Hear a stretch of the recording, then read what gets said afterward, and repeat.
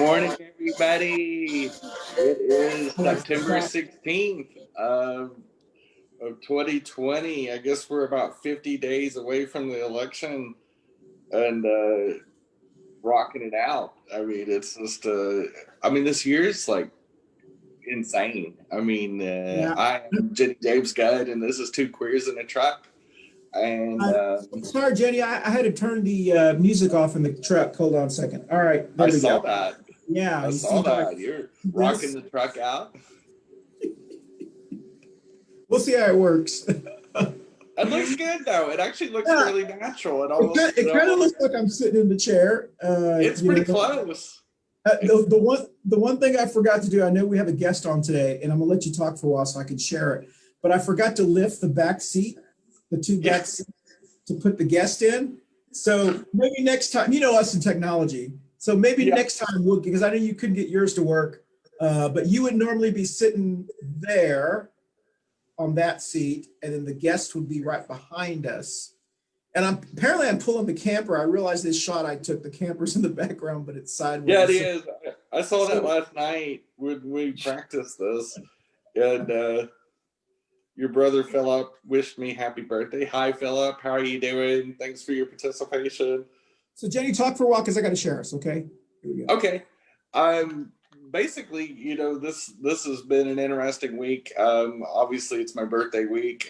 We talked about it on the end of Two Queers in a Truck, and we did a little lighting ceremony and a little serenading of me on the tail end of our Greedo show. But it's also Mexican Independence Day. My birthday is actually tomorrow, but the next show will be way after my birthday, so we went ahead and celebrate today. And it was our 100th show of coffee in Pandulce, so it's just a really big week. I mean, it's just fun. We're right in the middle of crunch time for election time. We got about 50 days till November, voting day, and to find out who our next president's going to be, and just a lot going on. I mean, a lot of organizations are pushing to get people registered. There's a lot in the news.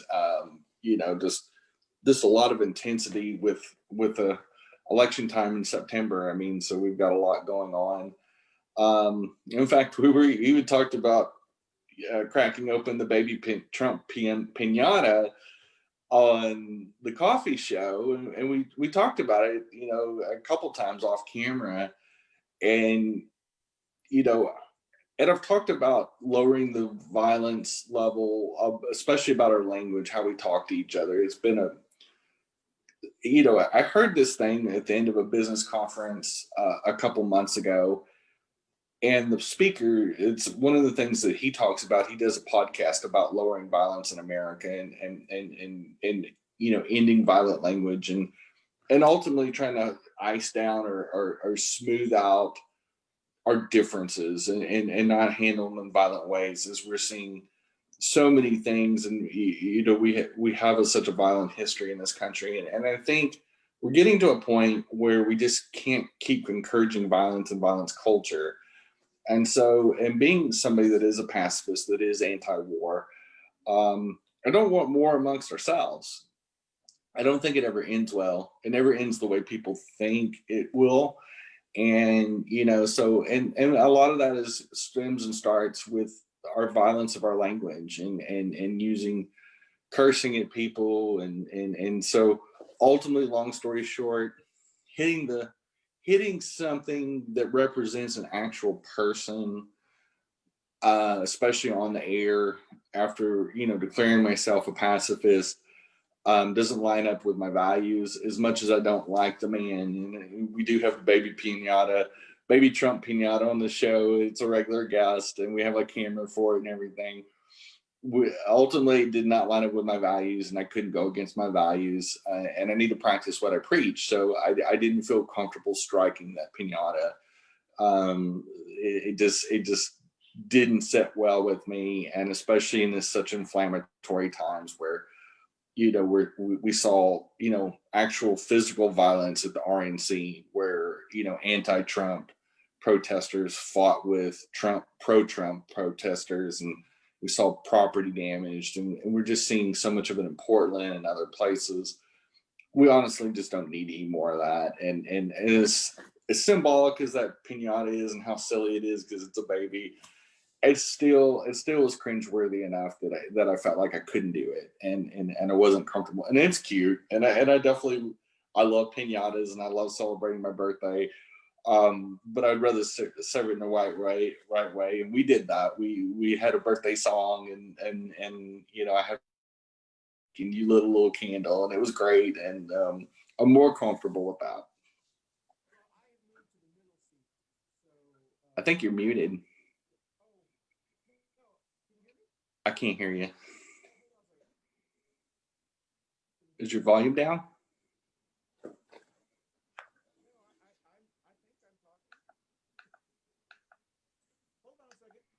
Are you there? Maybe my volume's down. No?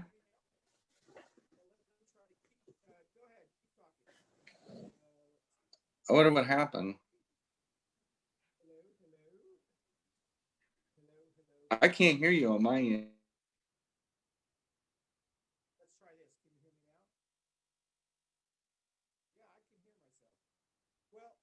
On Facebook.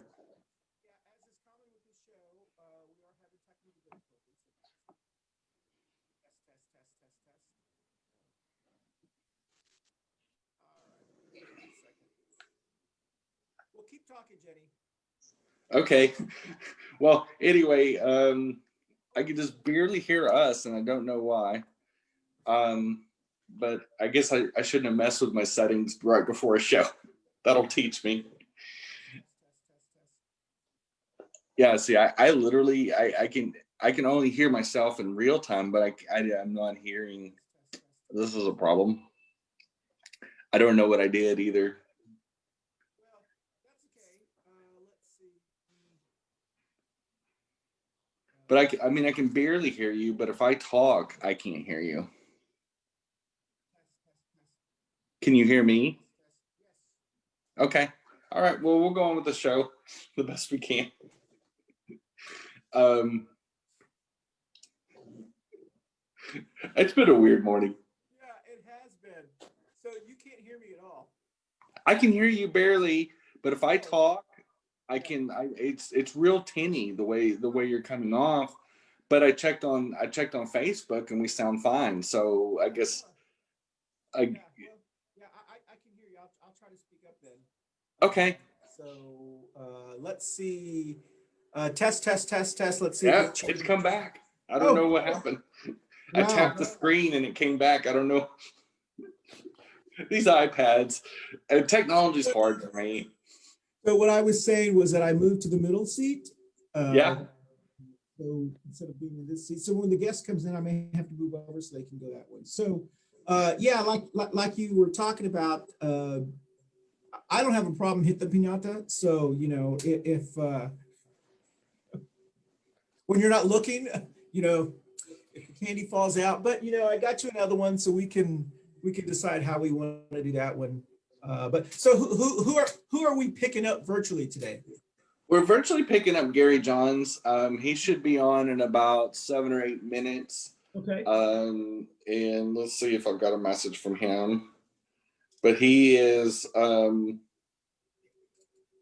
know, does a lot of local community activism. He was the organizer on the HIV and Me presentation that we did here on Two Queers and Truck, a special edition. He has the Queer Society page for Charlotte on Facebook. Generally good guy, and I think a lot of him, and hopefully he can break free from his work schedule.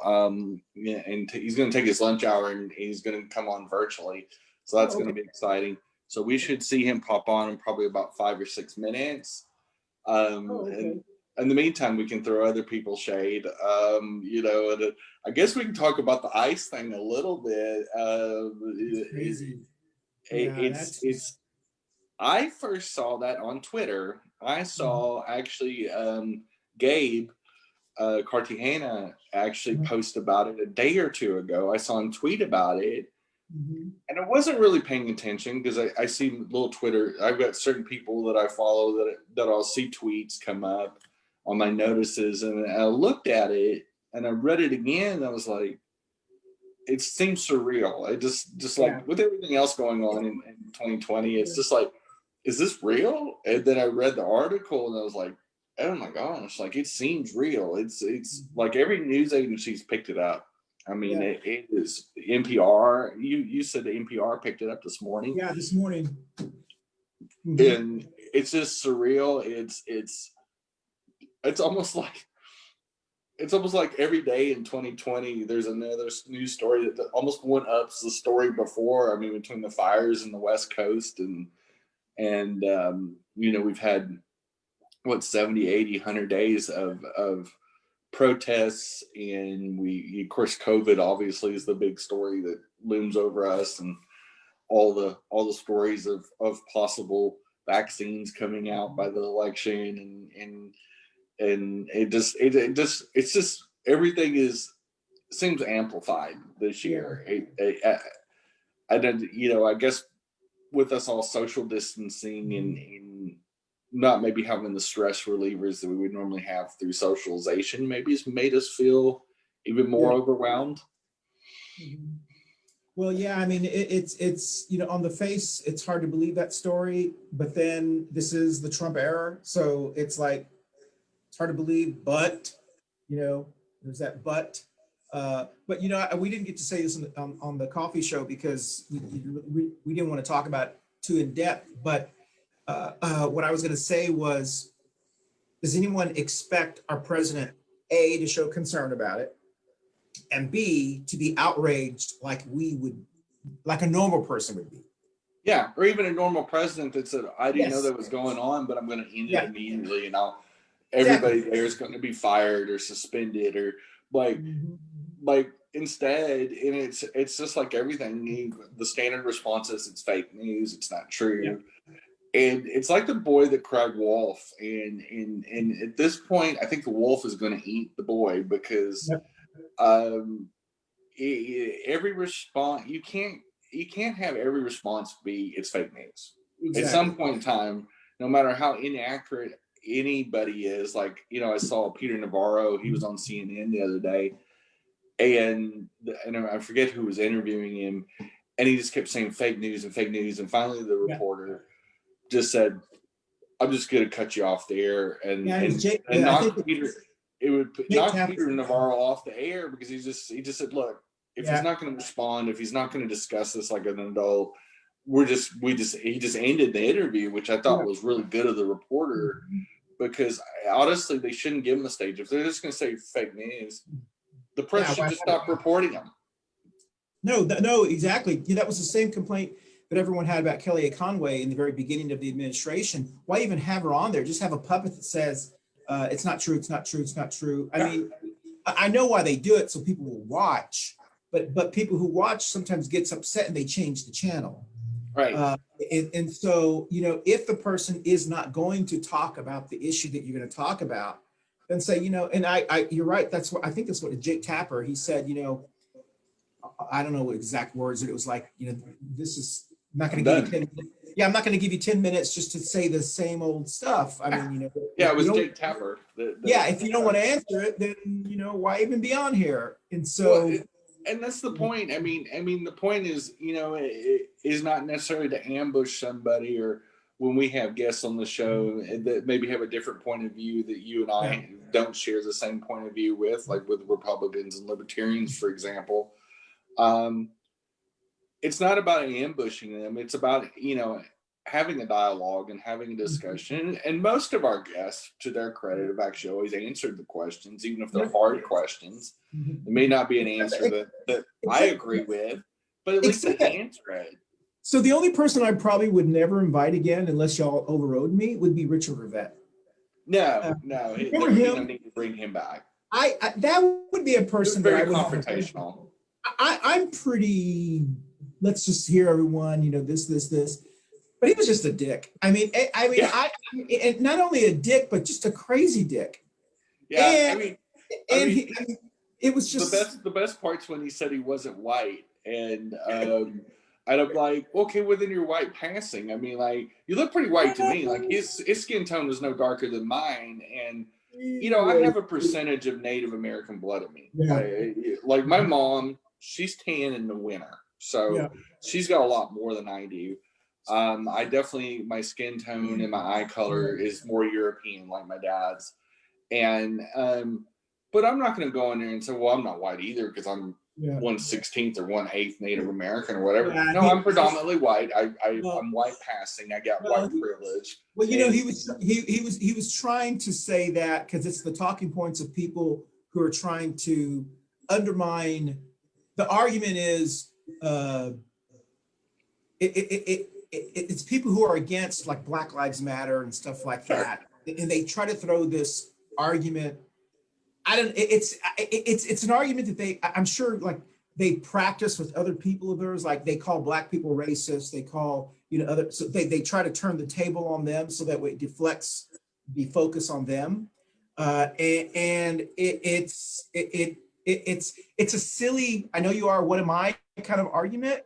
But they try it. They actually try it. But I think normal people look at him and say, "You're stupid." I mean, but I think the difference is that I'm willing to own my white privilege. I'm willing to realize that many things in my life came to me, or many things I accessed that my peers of color would not be able to access because of my skin color, because of my name, because of my look.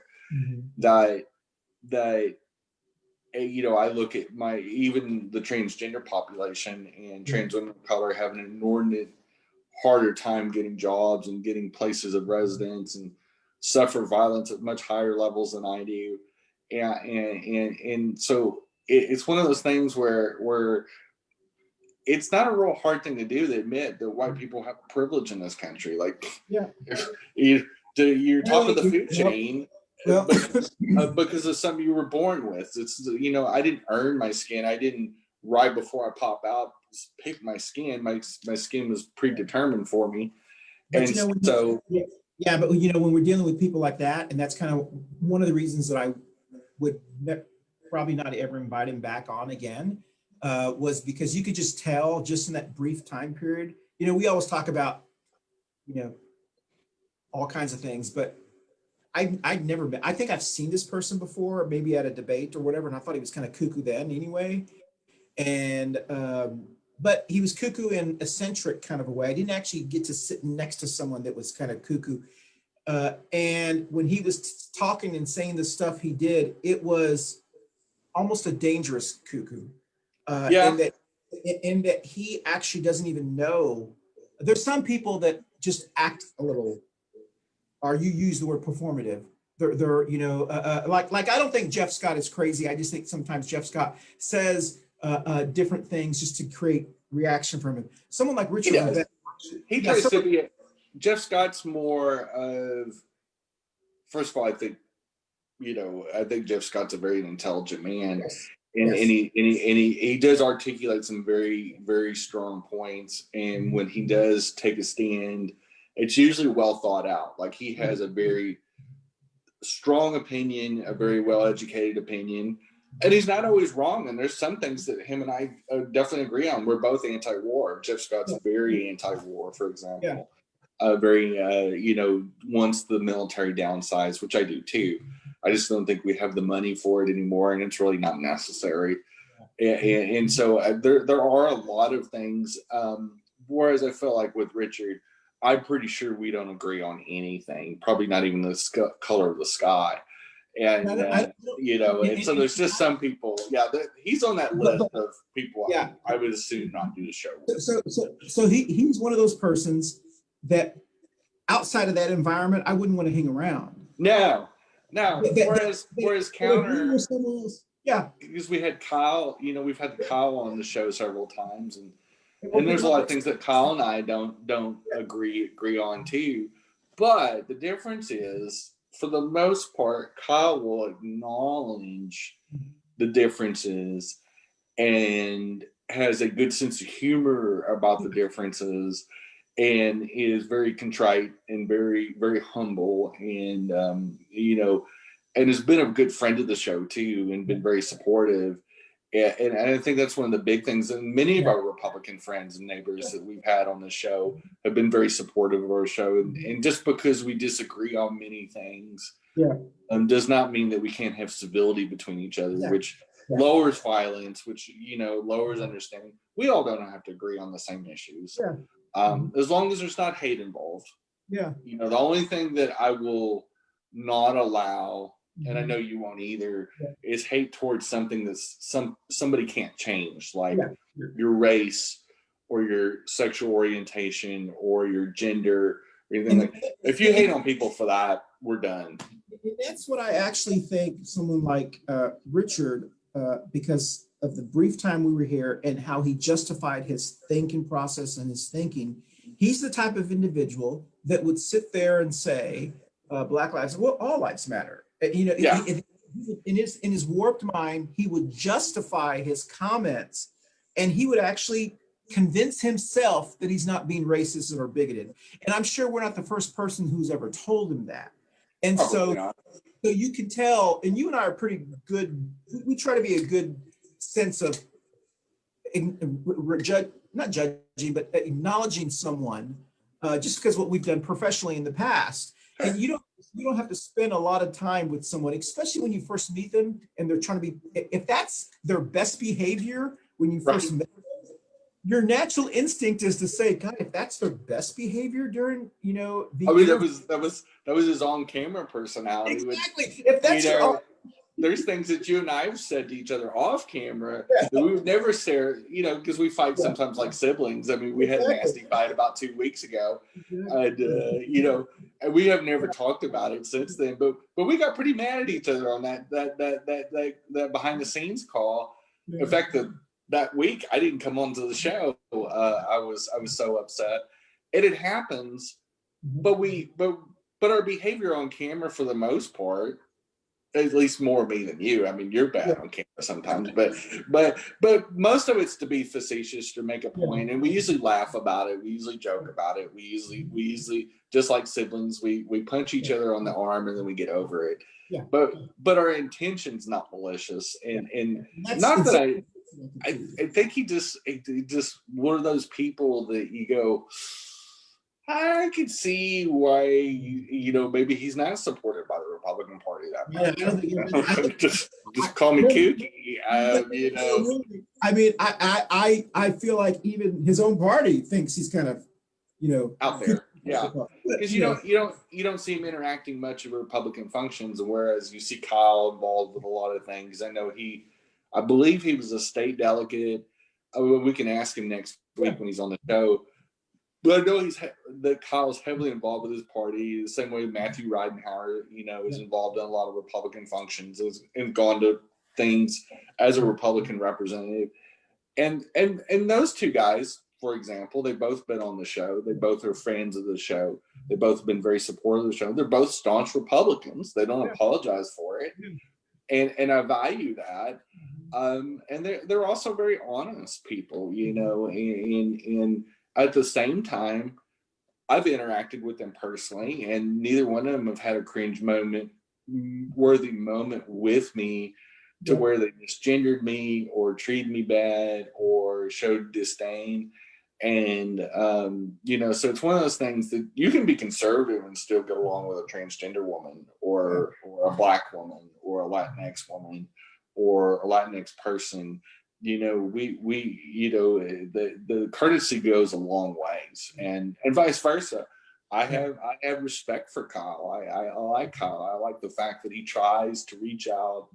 He's been very positive about the LGBT community. That he's actually gone to many meetings, and he's gone to Quality North Carolina meetings, at same meetings I've gone to, especially when we were still having real-time meetings. And he sat there as probably one of the few conservatives in the room with a lot of progressives bad-mouthing conservatives, and never got upset, never it's said, hey, I'm here to learn. And so it does show a lot. It's going to be interesting to have the guest if he is able to join us here, because we've had conversations on this show about the white gay male, specifically the Southern white gay male, and how they are not that much different. They are. I'd be curious. I know you've approached it from your point of view. I'd be curious to hear what your other guest has experienced. I don't even know if you want to ask that same kind of question, but Definitely. we went camping again last weekend and in Georgia, and it was just very eye-opening. We're in the pool, and these people were not practicing social distancing, acting like nothing is going on, and we're trying to keep our side, space on our side of the pool. And someone just walked up to me and grabs and wanted to see these things I had on my arm, and of course I froze because I was stuck in the corner of the pool. I was trying not to breathe. I was like, I just got, it was just how, and then The I took, audacity. yeah. So, Yeah. we didn't save everyone. We got out, and I went and bought some noodles so I could keep people away with social distancing, whatever. It kind of was a joke, but, and then of course everyone else is on the other side, all up in each other's face, talking, this, and that's just, that's just bizarre to me. But then when we came back and I had not been to our sports bar in 6 months. And Sunday night, I wanted to go watch the beginning of the Cowboy game. And I walked in, I sat, had my mask on, and a neighbor of ours came and sat next to me. She started talking. I got a little nervous, but she kept her mask on. She said, "I know you're concerned." And she kept her mask on. We were talking to each other. And then I would lift the mask like this and drink. And then this other guy who I guess had been to the Panthers game earlier, a typical neighborhood guy, obnoxious, middle-aged, just a blowhard, came over without a mask behind us like this and started preaching to us about how wearing a mask is, you can take your mask off and this, and we were ignoring him. So he walked and then came back and said, if you take your mask off, so you can save about 98% of Americans by this. He's a herd immunity kind of guy. Right. And so first of all, he comes in your private space. And the second thing is he's saying this baloney crap, and he'd been drinking, as they all do. And of course, I'm like, God, I can't believe I got myself in this situation. And I thought about if I punched him, I had to have a reason to punch him. I mean, he hadn't actually touched me, but he is in our spot. So, because I don't respond very quickly. Luckily, our neighbor said, "Can you please get away?" And she kind of let him get away. But I was kind of upset at the bartender in the bar for allowing that stuff to happen. As a customer, I shouldn't have to defend myself in their bar. They should. They That should is poor management. I mean, as somebody that has worked in bars, and I know the institution that you're talking about. We've been in there together pre-COVID, and I had some very uncomfortable incidences that have happened in there at least once. And I think a lot of times with these places and being in bar management and being in hospitality management, we both have been in some type of form of hospitality. That your guests' comfort is very important, and you don't want to look the other way. And if you're not aware enough of what's going on, then you shouldn't be running a bar.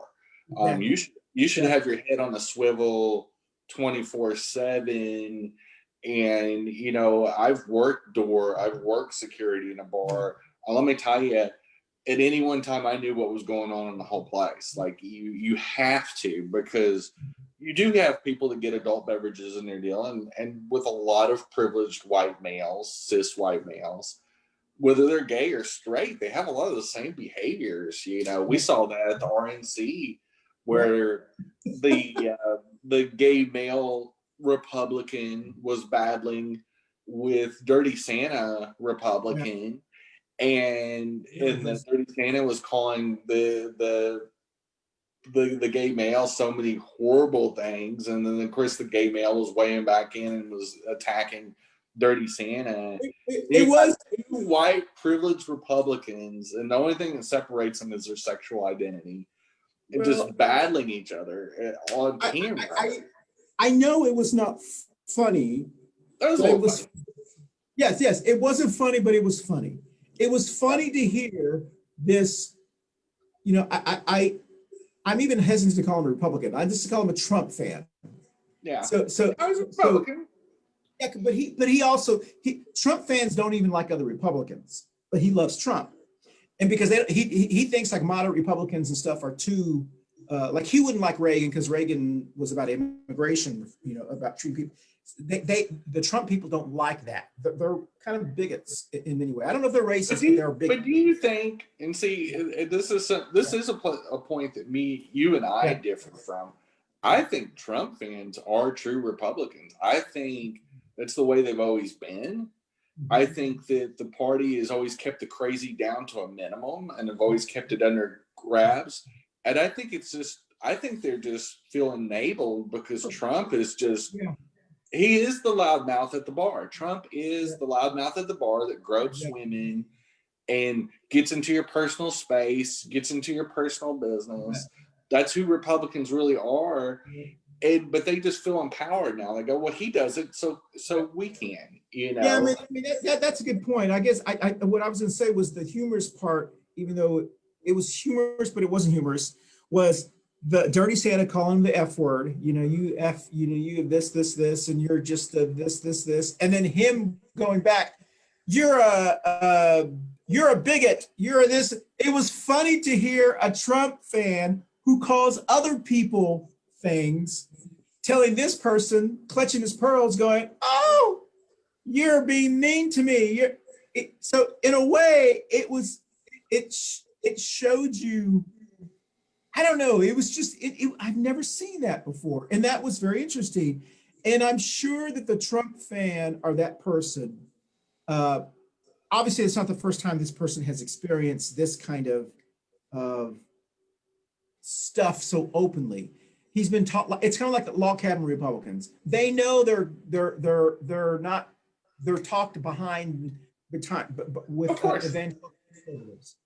And they do their best to be wanted. I mean, they do their best within that organization, but they I still mean, don't. we do have to acknowledge what a log cabin Republican is for people that maybe don't know a Yeah. lot about the LGBT community. A log cabin Republican is a branch of the Republican Party that is the LGBT Republicans. So they're not so so Republicans are so anti-LGBT that they have a satellite organization of predominantly white gay males, Yes. very entitled white gay males. In fact, a lot of them make fun of trans women, and so I guess they have to have somebody to pick on. Yeah. And in fact, a couple of years ago, they had a meeting in New York, and there was this press conference with all these really Wall Street white gay males, real uppity dudes, and they were sitting there openly making fun of trans women during this press conference. They were showing, I guess, their best behavior, and you're going, you guys are it's the behavior has just become problematic. But these Trumpkins that run around and just yell at each other, when they start yelling at each other, you know there's problems. And Well, you know, I so it was interesting to see that. Uh, but if you watch that video, which we have many times, it was also interesting to see the progressives and the other people egging them on, like going, yeah, they were, those two were so stupid. If you think about it, they were so stupid that they didn't even realize they were performing for the people that were egging them on, yeah, because the people that were egging them on wanted them to continue and were going, "Oh, he called you this, oh," and it was yeah, egging it. Their machoism got in. I'm like, I'm performing. Which made them look even dumber, because then right. it didn't stop. It kept, like, one of them started going. He's like, bigot. This is, and it was just hilarious because it showed just, it was crazy, because a normal person, when that started, would have just walked away. Well, you said it. Yeah. Normal person and a Trumpster, those paths are very parallel paths that Right. part very quickly. Because the moment, and I challenge, because there's a lot of Trumpsters that jump on Governor Cooper's feed Yeah. when Governor Cooper does, daily announcements on Facebook over, North Carolina information, or, a celebration or anything like that. And the Trumpsters right away you're jumping on there and putting all kinds of stuff on there. But when you confront them with logic and reason, you will see them just, they start personally attacking me. They start looking at my Facebook page and, saying, oh, your hair looks terrible, or, or they just start making fun of me that way. And I'm going, so you have to attack my appearance as your only outlet, because what I'm saying is right. You can't deny it, or I was putting memes of the Trump boat fiasco on there or whatever, or COVID numbers. I just post the COVID numbers and I go, this is what Trump and Republicans get you, is this right here. And so, but you said it on that, it's not normal behavior. We've never in my lifetime, and I've never seen behavior from any political movement as bad as Trumpkins. Trumpkins just, they feel so empowered. They feel so able to just be as hateful and encroach, like the guy that encroached your space at the bar. Like, how nervy is that to do that in the middle of a pandemic and to spew aerosols all over you over his opinion? Well, because, and this person wanted so badly to get our attention, and because we were ignoring this person, and it was, and then he started saying stupid stuff like, well, and I said, well, that's a very interesting theory. I was trying to be, thank you. That's very interesting. He said, well, it's about math and science. I mean, I read math and science. Of course, I wanted to say, you're just an idiot. Could you get the fuck, F away from me or whatever? But I don't do things like that. But that was an instance where those kind of people, you can't be polite to. Yeah. Because they don't stop. You have to say, get away. But the unfortunate part, like we talk about, I shouldn't be in that position at a place that I'm paying for service. No. The people serving me should see that and say, and I'm not the first person that person's done it. This person who did that has a history of doing that to other people. So the logical thing is to say, hey, listen, you need to sit down, because first of all, they were violating a bunch of you're not supposed to be able to sit at the bar. Right. And they're violating, that's the first thing they're violating. If you walk around, you have to have a face covering on, or a mask, face covering. They weren't even do that. Apparently, this has been going on at this place they don't even care, because they don't think anybody's going to report them. Well, of course, if I were a neighborhood Karen, I would have called and not reported them. But my thinking is, someone's going to walk in there, and someone's going to say something, and that next night you saw this unfortunate situation at the bar up the street on Pineville Matthews at where the gentleman was shot at that bar, that sports bar on Monday night, I believe. Or night. I do have to jump in real quick. So Philip, your brother, has been commenting, and he asked, who was the guy, Joe Rogan?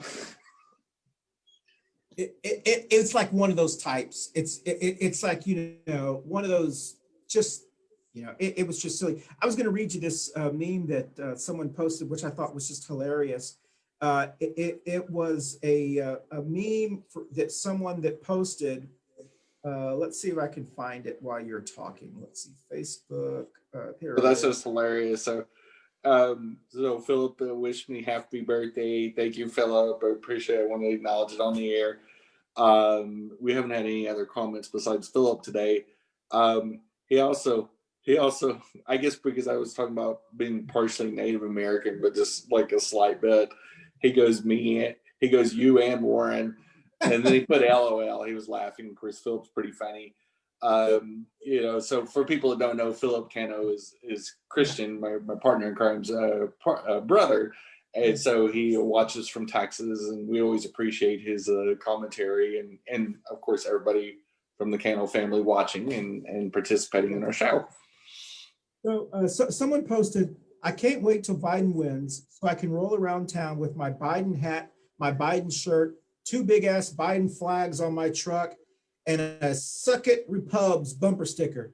I'll yell obscenities at anyone who didn't vote for Biden and be angry all the time, even though my candidate won. Oh, wait, actually, I won't do that because I'm not a douchebag. So that is a great post, dude. I I've mean, seen that one. I've seen that one. yeah, I may have stolen it for you. So And I saw another one that was along those lines, but they posted. They had this pickup truck with Obama flags on it. And remember when Obama voters ran around town in their pickup trucks yelling obscenities at Republicans and intimidating them why they didn't vote for Obama and all that? Oh wait, that never happened. exactly. And it's just, and you never even seen this really with any Republicans before. Like you never saw that with. I don't remember anybody doing that over Bush. Like, No, I talk about it all the time, Jenny. Remember, we talk about. Have you ever remembered another president who had followers that had their flags of the name of that president? And so I did like this other one. This person said that they had just gotten their Biden Kamala flag, and they were going to put it on their porch, like all the Trump crazies in the country, in the rural areas. You don't really see them in the cities, but in the rural areas, they've got their Trump flags, and this is what it looks like. You see it? I love it. I thought was great because while they're putting Trump flags, we're all putting American flags. So that does make an interesting point, because a lot of really staunch evangelical Christians support Trump, because of his administration and who he has as a vice president.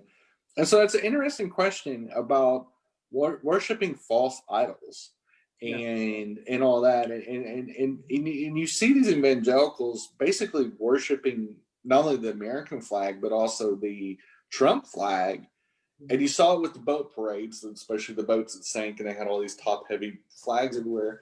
And it makes you wonder.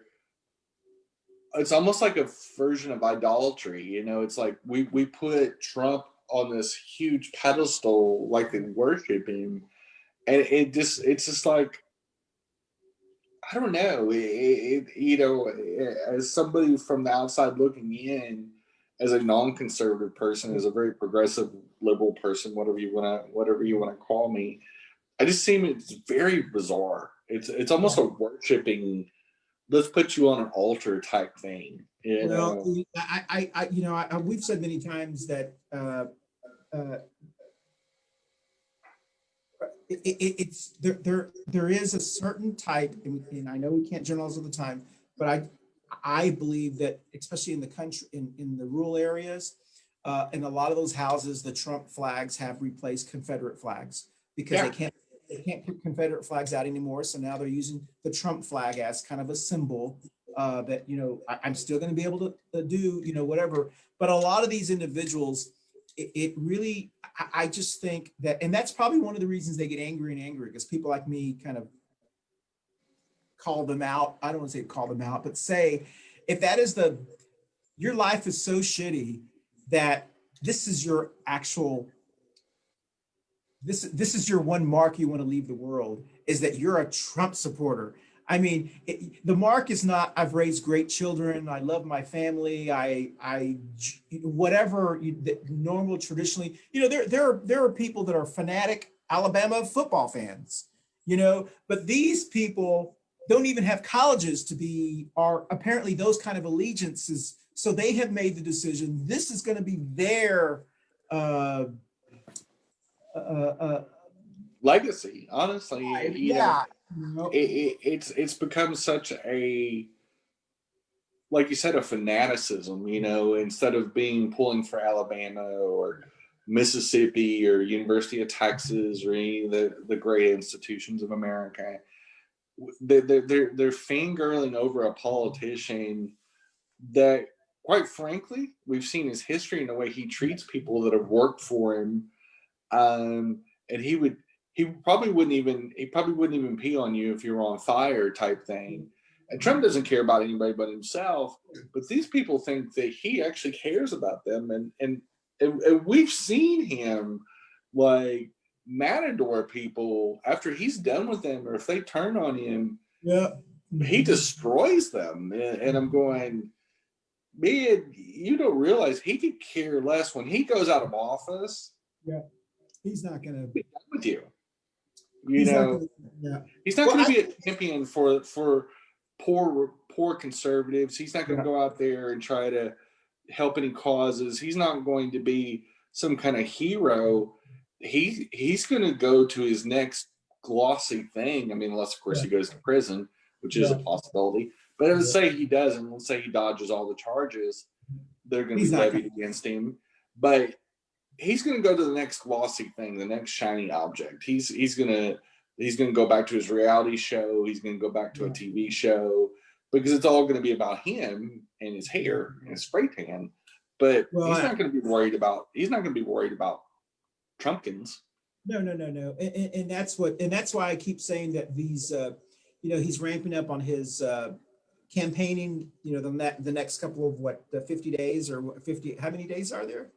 I 50 think something. it's right at about 50 days, or it So, was a so the couple next, days ago. yeah, so the next 50 days he's going to be campaigning. He's coming to Fayetteville, North Carolina this weekend, and he's not always doing all of them at hangars anymore. Now he's just doesn't even care because as long as he can get people to attend, he's going to have them indoors if he needs to, and they may even get bigger. I don't think they'll get it anywhere as big as they were, last year or whatever, or the last election cycle. But will still be complaining. He doesn't care because the one thing that he has made the decision is, what can they do? All they can do is complain. And so I do think it's a farewell tour. It's like, I joke about how it was like the Cher farewell tour. She just was farewelling forever. I went to 4 of them. I went to Vegas, Right. Dallas. Every year it'd be like a fair. Oh, she's leaving. And I was dumb enough to be like all the fake store closing sales, exactly. Most states now, you can't have a store closing sale unless you can prove that you're going out of business. But they used to go, well, 70% off this furniture, store closing, hurry up and get here, and create urgency. And Philip commented that recently in Texas, Laredo, Texas, that he had Trump had 2,000 people show up at a rally. And I'm going, that's way above 50. And it's way, how do you social distance something like that? And when you look at so many different events, and I'll use some from our community, pride events. Every pride event in America and all over the world got canceled immediately. And you see the difference between organizations that actually care about their people. And you see even the way Biden does. Biden's events, if they're indoors, it's only like 10 people. They're spaced out about 20 feet apart. Everybody wears masks. It's his town halls have been very low key, very safe. A lot of them have been done virtually. Yeah. And you see how the Democrats didn't have to be told by a governor of Wisconsin, hey, you guys need to scale your deal. They voluntarily scaled theirs down before they were even asked to. And Republicans were fighting it tooth and nail and made it a political issue because North Carolina's governor is a Democrat. Yeah. And if it had been a Republican, they didn't fight Governor Santos there or DeSantis or whatever his name is in Florida. They didn't rail against him when Jacksonville said, thanks, we were going to do it, but your crazy's too much, and we're not going to have a big live event with thousands of people. So they punted it back to Charlotte. And then they go, now we'll negotiate because we can't have it in Jacksonville. And so it's just one of those things where you go, yeah, see, we told you so. We told no city in their right mind is going to host a super spreader event. I definitely think there's going to be a lot of people. The one in Fayetteville, it's going to be at a hangar, allegedly. We're supposed to get rain, so who knows, what they do there. But I just think that, let's just face the reality. Over the next 50 days, Trump doesn't care. All he cares about, I think he knows he's lost. And he is like, I don't really care. At the least, maybe we'll win if I just do who I am. If at the most, at least I'm going to go out the way I want to go out. And so I do think that we just have to stay focused on getting out the vote, getting our people out. And I do, people are like, oh, don't get complacent. Don't think we've won. Well, I think we've won, so we can at least acknowledge that. But we've got to make sure that we beat him and we get out and we make sure that other people get elected as well. Well, and I think it's very important that that people vote. That Yeah. that I've seen so many organizations pushing not only to finish up the census. By the way, the census in the United States does end on September 30th, so people do get your census things in. I think it's very important to acknowledge that. Get yourself counted. It really affects our funding. I believe only about 70% of Mecklenburg County has filled out their census, so we still have 30% to finish up between now and the end of the month. And voting, get registered to vote. Make a voting plan. What are you going to do? Have some contingencies, whether it's a mail-in, it's early voting. Early voting starts October 15th. Only vote once. Shouldn't have to say month this, from yesterday. but only vote once. No matter how you choose to vote, only vote once. To all the adults out there. It's going to happen. There's going to be a couple of Trumpets, who just do it. They know it's illegal, but they just want they're the type of individuals who want attention. They are going to go into stores. They're going to scream, not wear masks, because they see reality shows. They see these kind of things, and they think to themselves, "Oh, I want my 15 minutes of fame. If those brown and black people are getting it, well, I need it." But not only will I get it, but I'll get other people saying, "Oh, you go, great, great, great." And they are at that stage. They wish they were brown and black, but they're not. And so they think if they do this, they will somehow get notoriety, by doing it. And it is such. I can't wait 10 years from now when we are studying this time period, historians and sociologists and stuff, and this is just the most interesting time period. You've got white grown-ass men acting like drama queens. Yeah, like 5-year-olds, honestly, because there was a great article I read the other day about this psychiatrist wrote about Trump, and mostly about the Trumpkins, the Trump followers. And she said, they believe might makes right. And they believe, but most people grow out of that by age 5. Like, there's a 5-year-olds and down think it's okay to throw tantrums and try to push their way through stuff. And then as they get into grade school and kindergarten and all, they realize that that's the wrong way to handle themselves, and they get taught by adults, might does not make right. These people, for some reason, skip that part of kindergarten. They act like really spoiled, impotent children that flail around screaming at Target employees and screaming at Starbucks employees. And you're going, these people probably don't even make $15 an hour. They don't get paid enough to deal with your crazy. Like, if you want to act like that, stay home, please.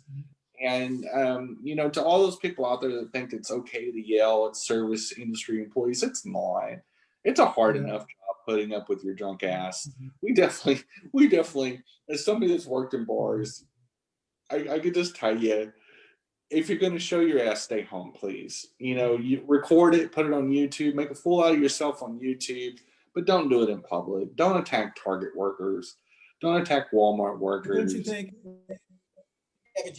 Jenny, one of the reasons I think that they feel they can do this is because many of those employees, they don't see them as human beings. They see them as the other person, because they don't look like them. They're darker or younger than they are. And so they don't see there's not that compassion towards that person, because you don't see them doing that at Chick-fil-A's or at Hobby Lobbies, or where there are probably more younger white employees, or white employees, period. Or the companies, you name 2 companies that have made stands on what they believe is right. Whether it's right or not. You don't see people flailing around at Chick-fil-A's, which is ironic because ironically, this is the weird thing, and I don't know if it's true for all Charlotte area Chick-fil-A's, but most of them have their lobbies closed, so that you can only get Chick-fil-A through the drive-thru. And it was that way for a long time. I don't know if they have in-person dining now. And Chick-fil-A, when they could open their lobby, chose not to for a long time. And I think it's ironic that Chick-fil-A, being this conservative Christian company, is obeying so many of the social distancing rules. They've actually been very, very strict. And you don't see them protesting Chick-fil-A. That's a very good point. I have not seen one demonstration of Chick-fil-A. Because they're doing it at places that people don't look like them. Maybe it makes them feel more comfortable. And they've been known to be liberal too, like Target, Yeah. with the transgender bathroom stuff, for example, made a very bold statement 4 years ago when all that started happening, and said, no, you can, you pick the bathroom that aligns up with your gender identity. We're going to protect trans people, and so you conservatives see places like Starbucks, and I pull out Starbucks and Target because there were two companies that were first movers on being very vocal about protecting trans customers, and are considered liberal companies by many conservatives. And that's where you see people throwing tantrums, is at Target, where you see that famous lady that was just pulling masks off the shelves and going, not today, Satan, and then yelling at the employees to the point where they had to call the cops. And I'm like, what did that solve but get your ass arrested? It's like, you got them on YouTube. It got them some likes. It got them they got their little time because there hasn't been really harsh punishment on a lot of them. They haven't really been prosecuted like other people get prosecuted. And so they weigh their options and they say, okay, what's the worst can happen? Well, so they can lose their job. So that is one thing that many people are trying to. I am happy that there are people, of course, people like Jeff Scott and stuff will say all these Karens are these, all these whatever. You're reporting, you cause them to lose their livelihoods and this. Well, let's be clear here. You have a crazy white woman going into a store, creating a ruckus, destroying property, right? Destroying property, yelling at people. Okay, they're taken out by police. You have a person of color who gets out of their car and they're killed. yeah. So let's put things in perspective. All right. So you can't. There obviously is, and this white woman yells at the police, and they say, "Calm down, calm down. Let's just do this. Shoot her ass. Tase her just like you treat people of color." But more importantly, I'm waiting to see the people of color feel like their life was threatened and shoot them. Yeah. And it's unfortunate, but that's what's going to have to happen to teach them what's good for the goose is good for the gander. And that's actually my biggest fear. So when you talk about violence, is when this starts to become a one-upmanship. So are people going to have to arm themselves? And then when they start shooting back, which inevitably at some point is probably going to happen, it's bothersome, because then you're going to start having these long drawn out trials, and you're going to start having, like you remember back with the O.J. Simpson trials and so many things that went on with that. Jenny, this is what I fear is going to happen. And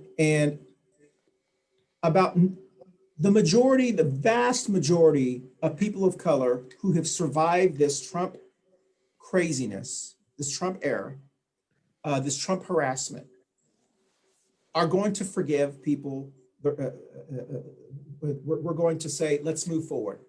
There are a small percentage of people of color that are going to want revenge. And the interesting thing is the Trumpets know it, and they don't care, because they know when those people want revenge, they're going to fall right into my trap, and they're going to be the exact kind of person that I say is going to happen. So then we can say, see, I told you, these crazy people there trying to, this is, so somehow that's, I think, what our challenge is going to be.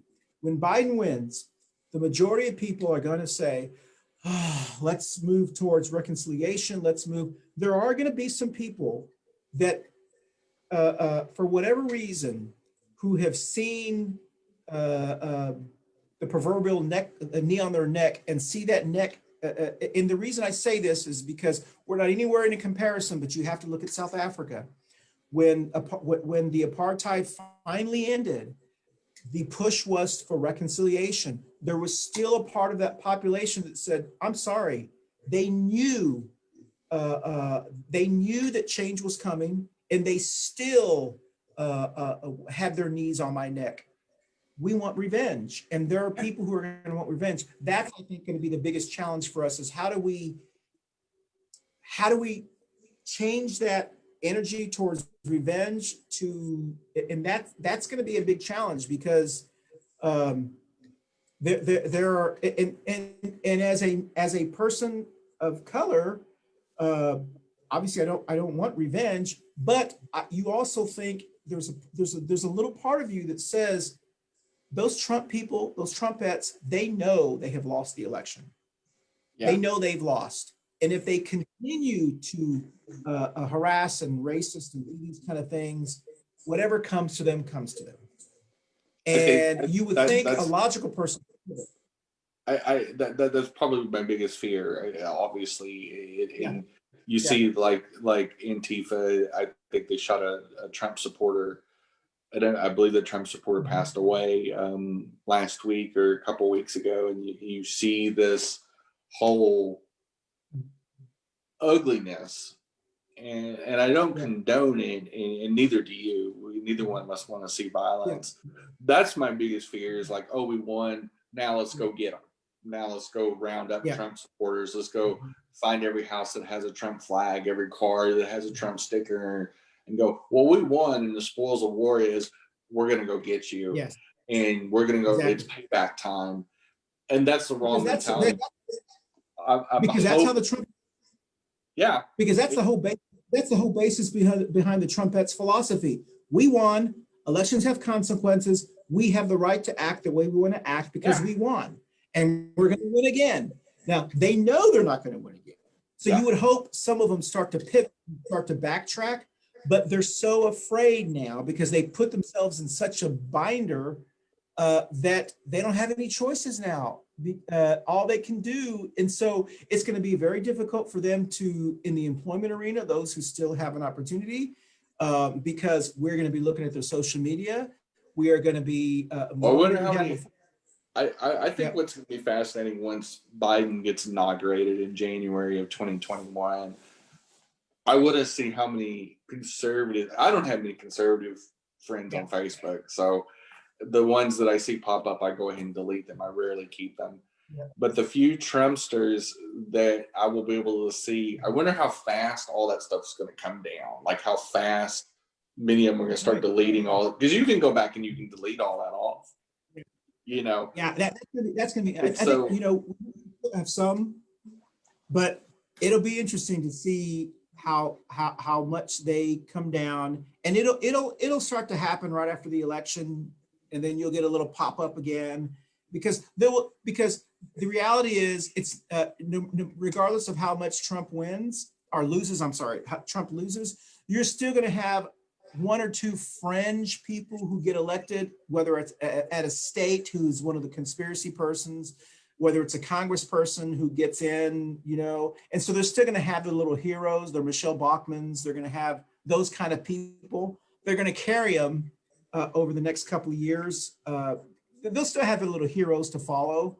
And that's what I think, that there are people are positioning themselves who's going to take Trump's place, because these people are going to have to put their cult, they're going to need a new cult leader.